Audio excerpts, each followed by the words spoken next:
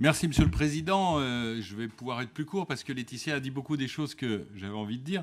Alors, tout simplement, cher Rosny, j'aimerais bien qu'un jour on ait un grand débat sur la question. On l'a tout simplement à chaque fois.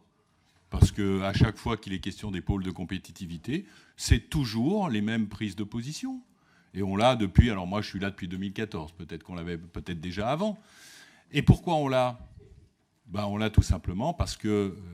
on voit très bien, il y a des amabilités qui sont échangées. Chère Mélina, on a échangé, mais en fait, le gros, c'est que vous n'êtes pas d'accord sur ce point de vue-là. Et vous n'êtes pas d'accord sur quelque chose qui n'est pas du détail. C'est tout simplement le modèle économique grenoblois sur lequel vous n'êtes pas d'accord. Parce que le modèle économique grenoblois, il est fondé sur l'alliance entre les collectivités, l'industrie et la recherche. Quand on commence à enlever une des pièces, comme l'a fait Madame Madrenne, on fait tomber tout l'édifice. Alors Madame Madrenne, elle est parfaitement cohérente avec ses idées. Elle pense que l'économie de marché, c'est mal et qu'il n'y a que l'emploi public qui compte. Bon, ça, effectivement, on entend ça depuis un moment. J'invite simplement Madame Madrenne à ne plus accueillir d'entreprise sur la commune d'Échirolles. Comme ça, elle mettra ses actes en conformité avec ses déclarations.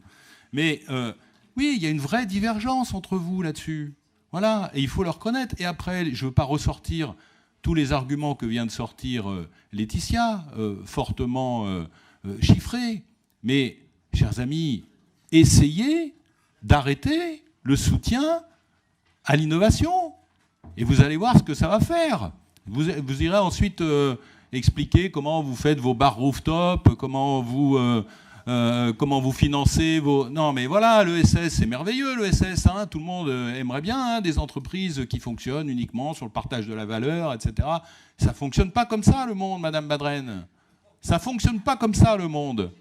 Et oui, votre vision, elle a déjà été testée. On a vu ce que ça a donné. Donc, on n'a pas trop envie de retester. Hein, excusez-moi. Stop. Ça vous fera vos... Madame Madrenne, vous avez demandé la parole. Ça vous fera vos petits amusements pour les vacances.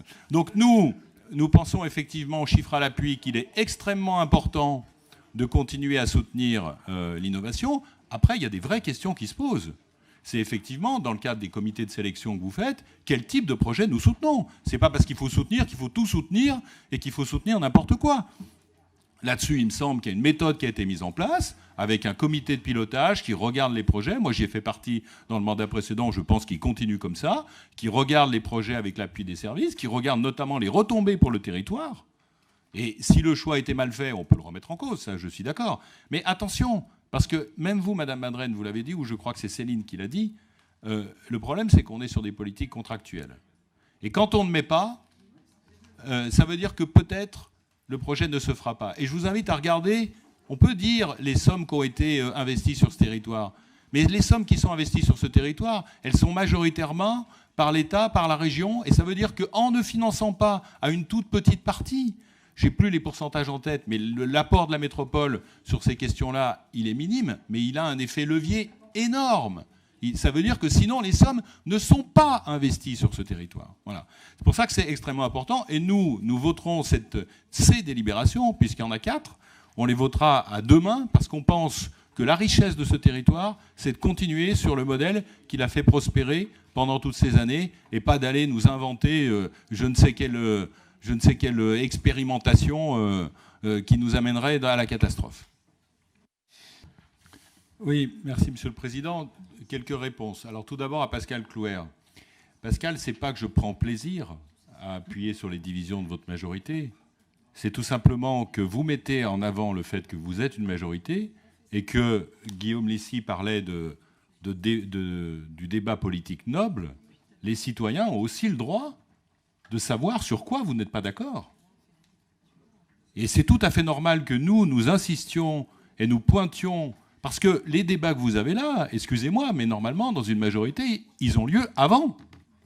Si ils ont lieu ici, c'est parce que vous n'avez pas réussi à les résoudre avant. Et c'est normal qu'on le pointe. Deuxième chose, on me dit, Alain de Confesson, intervention très argumentée, c'est pas le grand débat sur l'innovation qu'on remet en cause, c'est la qualité des projets. Alors du coup, je me suis replongé dans la délibération. Et dans la délibération, qu'est-ce qui est dit ? Qu'il y a un comité de sélection. Donc pour moi, un comité de sélection, c'est un comité qui regarde les projets et qui jugent s'ils sont bons ou pas. Donc on est bien là, c'est pas un débat stratosphérique sur faut-il le bien-être, etc. Entre parenthèses, si quelqu'un est capable de définir le bien-être, grande chance à lui, parce que le bien-être, c'est quelque chose d'éminemment individuel. Il n'y a pas de bien-être absolu. Il y a des gens pour qui le bien-être, ça va être, comme tu l'as dit, de façon très imagée. Je crois s'asseoir sur un cubide rouge. Bon, et puis il y en a d'autres, c'est autre chose. Voilà. Bon. Donc le bien-être, moi, je ne connais pas. Par contre, je sais qu'effectivement, il y a des conditions qui permettent d'être plus ou moins, heureux dans la vie. Alors après, Alain de Confesson dit il ne faut pas être idéologique. Alors moi, je ne suis pas idéologique. Du coup, je me suis replongé dans les dossiers. Et je vais prendre un petit exemple que Alain de Confesson a pointé. C'est Soften. Non, je vais en prendre 4. Je vais en prendre 4. Alors, Aquanode, Oranode. Augmenter la capacité de stockage des batteries. Je suis désolé, à moins d'être complètement idéologique et de dire qu'il ne faut plus de batteries, il me semble qu'on va tous être d'accord pour dire que tant qu'il y aura des batteries, et je crois qu'un certain nombre ici encouragent la migration vers les véhicules électriques, il vaut mieux que les batteries, elles ont une meilleure capacité de stockage. Colornate. Colornate, si mes souvenirs sont bons, ça avait déjà fait l'objet d'un très très gros débat ici, parce que certains disaient on ne va pas aller sur les cosmétiques, etc. Et en fait, il s'avérait, on avait déjà eu le débat à l'époque, que Colornate était une solution qui était plus respectueuse de l'environnement. Je ne sais pas s'il y a des gens ici qui ont envie d'être moins respectueux de l'environnement, à moins d'être totalement idéologique et de dire qu'il faut supprimer tous les colorants, etc. J'espère évaluer les contaminations virologiques.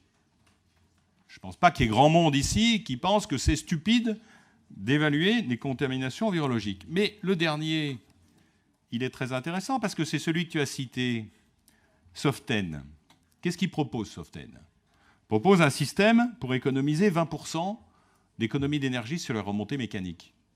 Et là, c'est extrêmement idéologique parce que la position que tu as développée, c'est la position où demain, il n'y a plus de remontée mécanique. Parce que c'est ça que tu crois. Tu crois qu'il ne faut plus faire du ski dans ce pays. Et donc, ta position là-dessus, elle est idéologique. Et tu dis, puisqu'il ne faut plus faire de ski dans ce pays, ce n'est pas la peine qu'on ait des remontées mécaniques, et donc ce n'est pas la peine qu'on fasse des économies. Mais si on part du postulat que, peut-être dans certains secteurs, il y a des stations qui certainement vont disparaître en moyenne montagne, mais que dans un certain nombre de secteurs, il y aura encore demain des remontées mécaniques, eh ben moi j'ai tendance à penser qu'une solution qui permet d'économiser l'énergie, c'est une solution intelligente. Donc tu vois, ce n'est pas de l'idéologie non plus chez nous. On sait lire, hein. Il n'y a pas que d'un côté de l'hémicycle où on sait lire. Nous aussi, on sait lire. Les projets qui sont proposés là, c'est des projets intéressants. Y en avait-il d'autres des plus intéressants ? J'en sais rien. En tout cas, c'est ces projets qui ont été soumis. Il y a eu un comité de sélection où vous aviez tout le loisir d'intervenir. Et d'ailleurs, sur Colornate, encore une fois, hein, ça doit être au moins la 2e, 3e fois qu'on le voit passer, Colornate. Hein. Donc vous avez tout le loisir d'intervenir. Mais, enfin, acceptez au moins qu'une fois que la sélection est faite, on ne remette pas sans cesse, sous couvert de « c'est peut-être pas les bons projets », on ne remette pas sans cesse des discussions idéologiques.